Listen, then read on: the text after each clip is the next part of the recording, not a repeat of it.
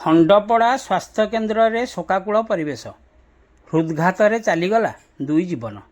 ଘଟଣାରୁ ପ୍ରକାଶ, ଖଣ୍ଡପଡ଼ା ବ୍ଲକ ଅନ୍ତର୍ଗତ ବଳଭଦ୍ର ପ୍ରସାଦ ଗ୍ରାମର ରାଜେନ୍ଦ୍ର ପ୍ରଧାନଙ୍କ ଝିଅ ଲକ୍ଷ୍ମୀପ୍ରିୟା ପ୍ରଧାନ ବୟସ ମାତ୍ର 5 ମାସ ହୋଇଥିବା ବେଳେ ତାଙ୍କର ଆଜି ହୃଦ୍ଘାତରେ ଜୀବନ ଚାଲିଯାଇଥିବା ସୂଚନା ମିଳିଛି।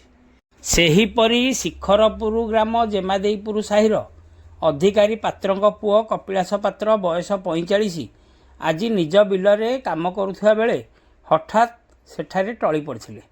ତାଙ୍କୁ ସଙ୍ଗେ ସଙ୍ଗେ ଖଣ୍ଡପଡ଼ା ଗୋଷ୍ଠୀ ସ୍ୱାସ୍ଥ୍ୟ କେନ୍ଦ୍ରକୁ ଅଣାଯାଇଥିଲା ଓ ଡାକ୍ତର ତାଙ୍କୁ ମୃତ ଘୋଷଣା କରିଥିବା ଜଣାପଡ଼ିଛି ଏବଂ ତାଙ୍କର ମଧ୍ୟ ହୃଦ୍ଘାତରେ ମୃତ୍ୟୁ ହୋଇଥିବା ପ୍ରାରମ୍ଭିକ ତଦନ୍ତରୁ ଜଣାପଡ଼ିଛି। ଉଭୟଙ୍କ ମୃତ ଶରୀରକୁ ଶବ ବ୍ୟବଚ୍ଛେଦ ପାଇଁ ଖଣ୍ଡପଡ଼ା ଗୋଷ୍ଠୀ ସ୍ୱାସ୍ଥ୍ୟ କେନ୍ଦ୍ର ପରିସରରେ ରଖାଯାଇଛି। ଅନ୍ୟପକ୍ଷରେ ଉଭୟଙ୍କ ପରିବାର ବନ୍ଧୁ ଓ ପରିଜନମାନେ ଖଣ୍ଡପଡ଼ା ଗୋଷ୍ଠୀ ସ୍ୱାସ୍ଥ୍ୟ କେନ୍ଦ୍ର ପରିସରରେ ପହଞ୍ଚିବା ଦ୍ୱାରା ଏକ ଶୋକାକୁଳ ପରିବେଶ ସୃଷ୍ଟି ହୋଇଛି।